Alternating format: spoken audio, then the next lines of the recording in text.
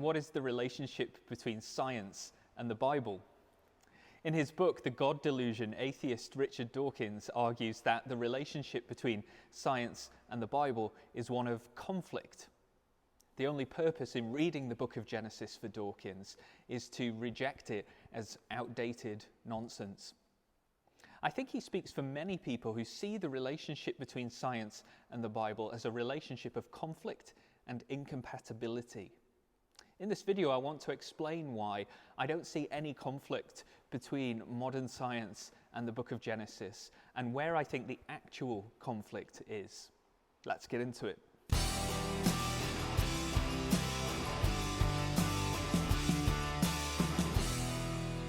There are now a large number of top-level scientists who also take the book of Genesis seriously.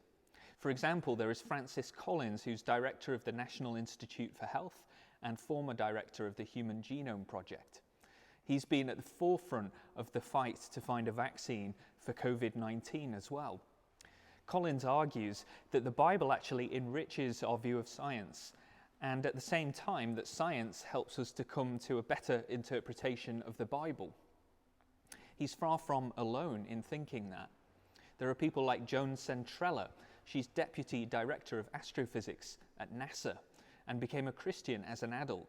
There's people like Ian Hutchinson, Daniel Hastings, Simon Conway Morris, Linda Griffith, John Polkinghorne, David Wilkinson, Rosalind Pickard, plus many, many more.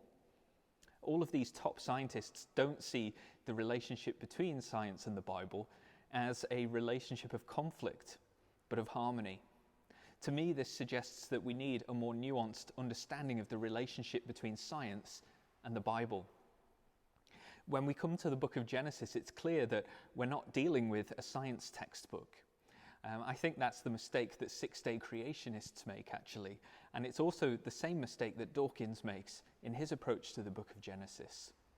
The book of Genesis is interested in making ontological and relational points, that the world depends for its existence on God, that God created the world out of joy in order to have relationship with us.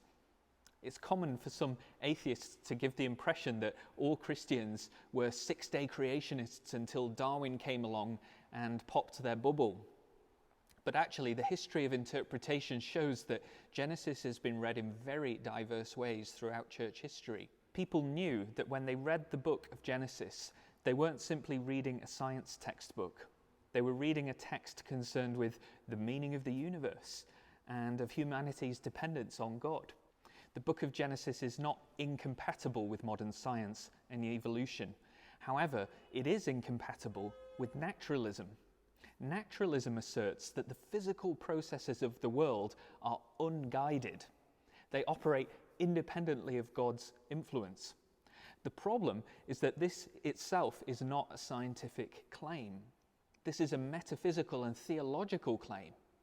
To assert that evolution is unguided is actually going beyond the remit of science. It is a belief with just as many assumptions as a religious position. The notion of unguided physical processes is a full-blown metaphysical and religious claim. I'd even go so far as to say that it's a narrative construction, a story of the universe with just as many assumptions and unprovable statements as a religious position. So the conflict isn't so much between the Bible and modern science, it's between naturalism and the Bible. Both are offering a vision of reality that goes way beyond the boundaries of scientific claims. What is needed is to analyze them, compare them, and see which offers the most compelling vision of reality, what makes the most sense. And when I look at the Bible, like many others, I see a generous and open space for the most rigorous scientific inquiry, but I also see a space carved out for issues of meaning, ethics, the spiritual, and the transcendent. So I actually think that the book of Genesis and the Bible more generally actually enriches the scientific task by reminding science of its remit and of its boundaries, and can actually say when science is overstepping the mark and claiming things that can't be proven, like naturalism. At the same time, science can also correct narrow or defensive forms of religion which take a rather narrow interpretation of Genesis and try to encroach on the scientific task in the way that it reads Genesis. Ultimately, both science and the Bible are concerned with understanding reality. And while they employ different methods appropriate to their respective disciplines, they are ultimately not in conflict at all for me. In fact, they actually enrich each other. I'm going to be doing a series of videos unpacking the philosophical problems I see with naturalism in the weeks ahead, so stay tuned for that. This is Skeptic Space. I'm Matthew White, and thanks for watching.